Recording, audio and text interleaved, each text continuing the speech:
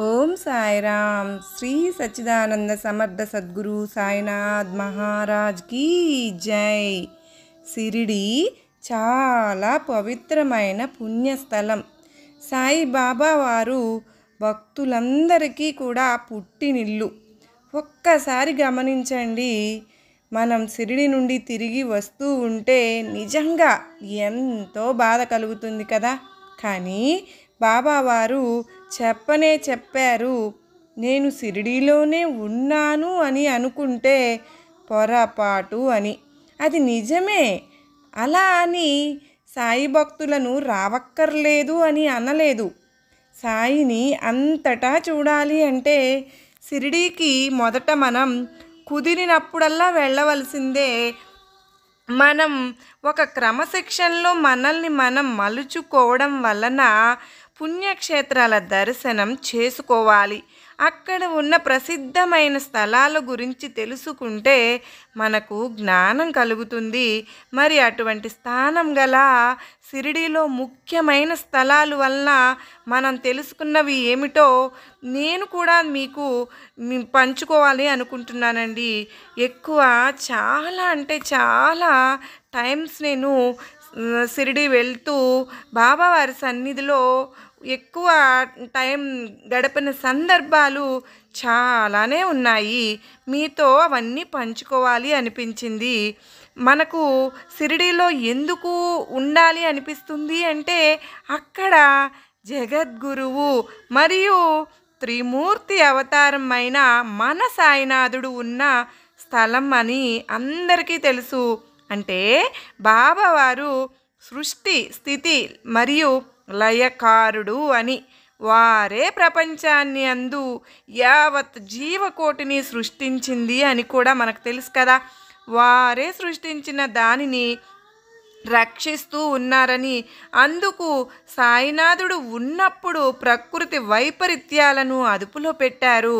దానికి ఉదాహరణ, ఒకప్పుడు అతిగా వర్షం కురిసినప్పుడు షిరిడి జనులు కలత చెంది బాబాను రక్షణ కోరితే ఆ వర్షాన్ని వారి మాటతో ఆపారు కదా. అలాగే అనేక భక్తులు సాయినాథుని దర్శించి వారికున్న అనారోగ్య సమస్యలను సాయిని మ్రొక్కుట చేత ఆరోగ్యవంతులు అయినారు. కావున బాబా వారు సృష్టించిన దానిని రక్షిస్తాడు అని తెలుసుకున్నాను. అదే సాయిబాబా లయకారుడు అని కూడా తెలుసుకున్నాను. ఎందుకంటే జీవిని సృష్టించిన వానికే అతనిని లయం చేసుకునే అధికారం కూడా సాయినాథునికే కలదు.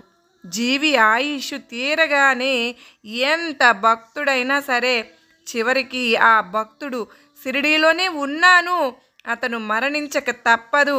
కావున సాయిని ప్రశ్నించే అధికారం నాకు కూడా లేదని కారణం సృష్టించిన సాయి రక్షిస్తున్నాడు, కర్మానుగుణంగా లయం చేస్తూ ఉన్నారు. షిరిడి యొక్క గ్రామ దేవత ఖండోబా. మొట్టమొదట సాయిబాబా వారు పెండ్లి వారి బండిలో నుండి దిగింది ఖండోబా మందిరం దగ్గర. దిగిన తరువాత భక్త మహల్సా ఆ ఫకీర్ను సాయి అని అందుకు పిలిచారు. ఆ పేరు పిలవకముందు ఫకీర్ ఖండోబా ఆలయం వద్ద దిగారు అంటే సాయినాథుడు ఆ గ్రామ దేవత త్రిమూర్తులలో శివుడు ఒక రూపం. ఖండోబా అంటే శివుడే లయకారుడు. లయం చేయడానికి ఆయనే సృష్టించారు, రక్షించారు. కావున లయింపజేస్తారు. దీనిని బట్టి సాయిబాబా వారు సకల దేవతా స్వరూపుడు అని తెలుసుకున్నాను. అందుకే బాబా వారి వద్ద నుండి ఏ దేవుడిని పూజించే భక్తులు వస్తే ఆ రూపంలో బాబావారి దర్శనం ఇచ్చారు కదా. కావున సాయినాథుడే గ్రామదేవత, బాబావారే బ్రహ్మ, విష్ణువు మరియు శివుడు అని నేను తెలుసుకున్నాను. సాయిబాబా వారు విజయదశమి రోజున మహాసమాధి చెందుట వలన బాబావారు అమ్మవారు అని కూడా నేను తెలుసుకున్నాను. చివరికి షిరిడి తరచు వెళ్ళుట వలన పరమాత్మ ఒక్కరే అని, నిరాకారులు అని, ఆ అనిర్వచనీయమైన పరమాత్మ అనేక రూపాలలో అవతరించి అందులో ఒకటి మన సాయినాథుని రూపం అని నేను తెలుసుకున్నాను.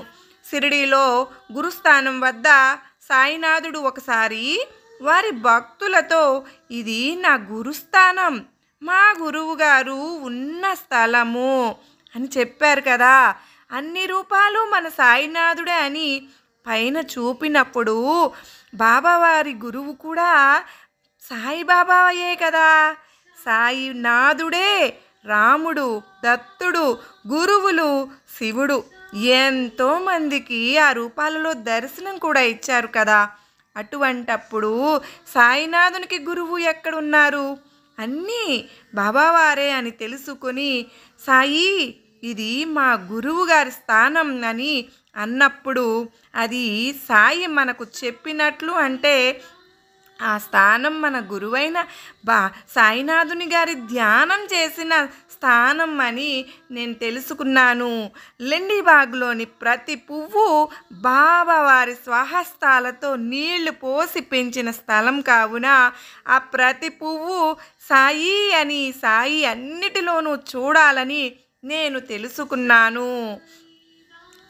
బాబావారు దత్తాత్రేయుడు లెండిబాగ్లో కూడా దత్తాత్రేయుని గుడి ఉంది కదా, ఆ గుడిని చూసి సాయినాథుని జగద్గురువు అని పైన కారణాలతో సహా చెప్పుకున్నాము.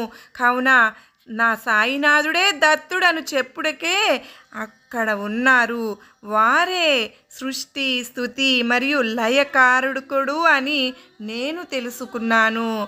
లెండిబాగ్లోని నందా దీపం చూసి ఆ దీపం యొక్క కాంతి స్థిరంగా ఉన్నట్లుగా కనిపిస్తూ ఉన్నప్పటికీ అది మాత్రం క్షణం క్షణం వేరుగా మారుతూనే ఉంటుందని, దాని వలన ఈ దేహం కూడా ఆ కాంతి వలె మారునని తెలుసుకున్నాను.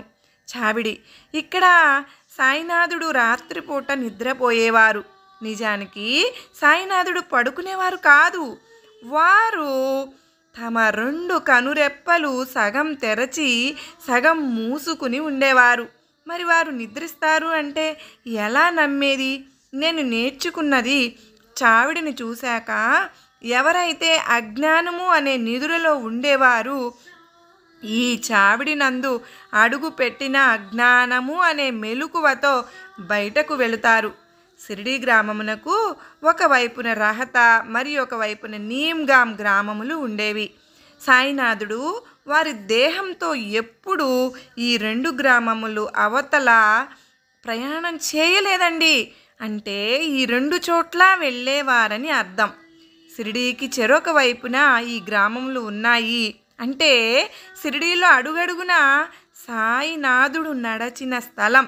సిరిడి నుండి ఒకవైపున గల రహత వరకు బాబావారు నడిచిన స్థలం. అలాగే సిరిడి నుండి మరోవైపు నీమ్గాం వరకు కూడా మన సాయినాథుడు నడిచిన స్థలం. ఈ 2 చోట్లు సాయిబాబా వారి దేహంతో ఉన్నప్పుడు నడిచినవి.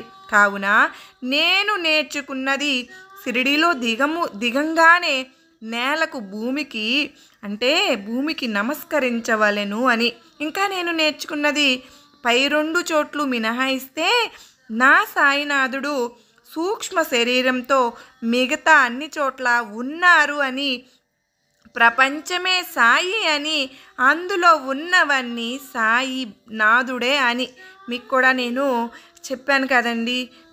మీరు నా ఛానల్ కనుక సబ్స్క్రైబ్ చేసుకుని చూస్తే కనుక నేను అదే చెప్పాను.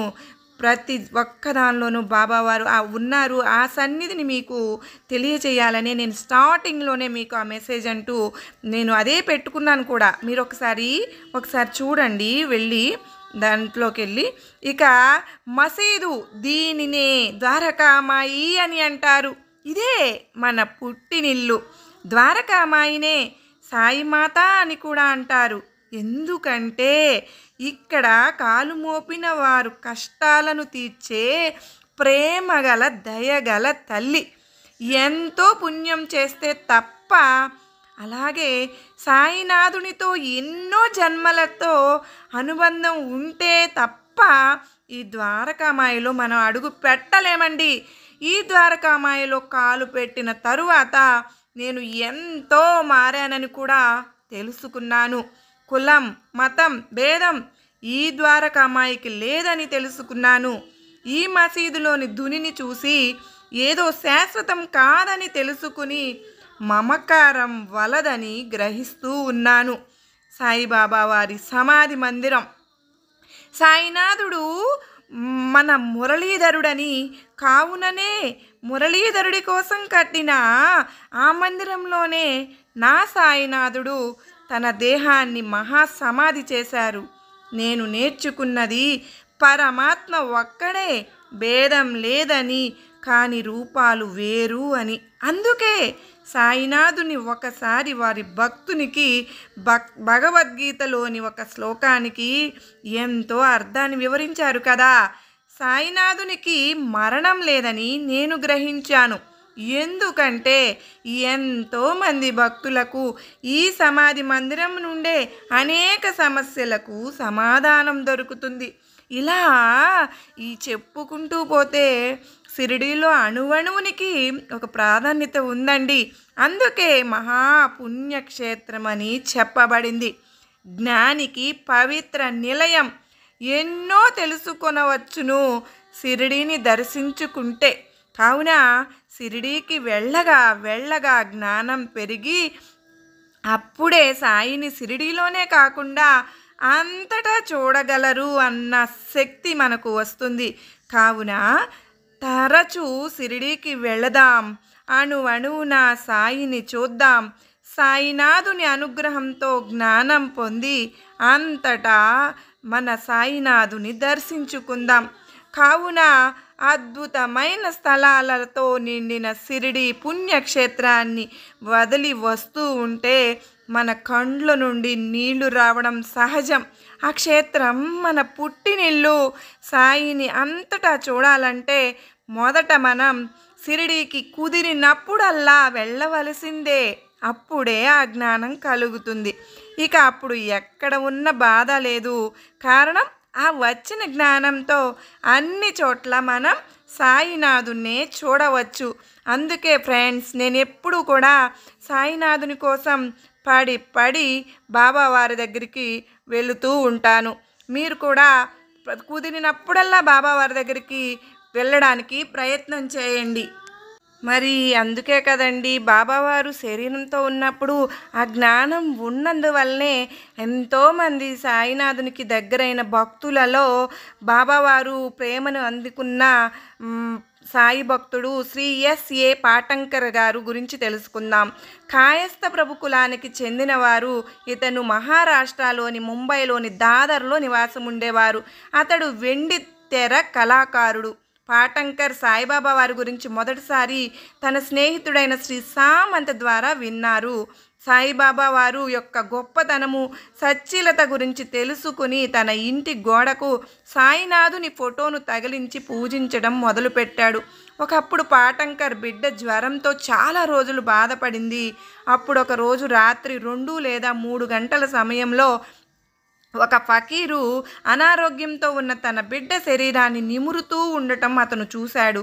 అతడు వెంటనే ఆ ఫకీరు వద్దకు వెళ్ళి తన 2 చేతులు జోడించి నమస్కరించాడు. ఆ ఫకీరు దగ్గరకు రావద్దని, బిడ్డను తాకవద్దని తన చేతులతో సైగ చేస్తూ బిడ్డకు నయమైపోతుంది అని చెప్పి అదృశ్యమయ్యారు. మరొకప్పుడు పాటంకర్ పిల్లలిద్దరూ అనారోగ్యానికి గురయ్యారు. వారిలో ఒకరికి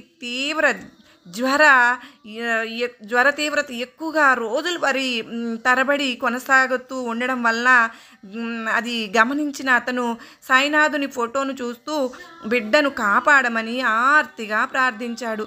ఆ తరువాత అతను థర్మామీటరు తన చేతిలోకి తీసుకుని సాయినాథుని ఫోటోపై పెట్టి, బాబా మీరు మా బాగోగులు చూస్తున్నది నిజమే అయితే ఈ బిడ్డని ఎందుకు ఇలా బాధ పెడుతూ ఉన్నారు? నేను ఇప్పుడు థర్మామీటర్తో బిడ్డ ఉష్ణోగ్రత చూస్తాను. జ్వరం తగ్గి ఉన్నట్లయితే నేను మీ మీద విశ్వాసం కలిగి ఉంటాను. అంతేకాకుండా బిడ్డను రామనవమికి మీ వద్దకు తీసుకువస్తాను. ఒకవేళ జ్వరం తగ్గకపోతే మిమ్మల్ని నేనెలా విశ్వసించేది అని సాయినాథునితో చెప్పుకున్నాడంటండి. ఆ తరువాత అతను బాబా ఫోటోపై ఉన్న థర్మామీటరు తీసి బిడ్డ జ్వరాన్ని పరీక్షించాడంటండి. తను ఆశ్చర్యపోయే విధంగా ఉష్ణోగ్రత సాధారణ స్థితికి చేరుకుని ఉండడం చూసి ఆనందంతో సాయినాథునికి ధన్యవాదాలు చెప్పుకున్నారంట. మన జీవితంలో కూడా అంటే సాయినాథుని నమ్ముకున్న వారికి ప్రతి ఒక్కరికి ఇటువంటి అనుభవం తప్పకుండా జరుగుతుంది. నాకైతే ఎన్ని అనుభవాలు, ఎన్నో ఇబ్బందుల నుంచి సాయినాథుడు నన్ను తీసుకొచ్చిన సందర్భాలు అని మీతో పంచుకుంటూ ఉన్నాను కదా ఫ్రెండ్స్. మీరు కూడా సాయినాథుని అనుభవాన్ని పొందాలి అని మనస్ఫూర్తిగా సాయినాథుని వేడుకుంటూ సర్వే జనా సుఖినో భవంతు.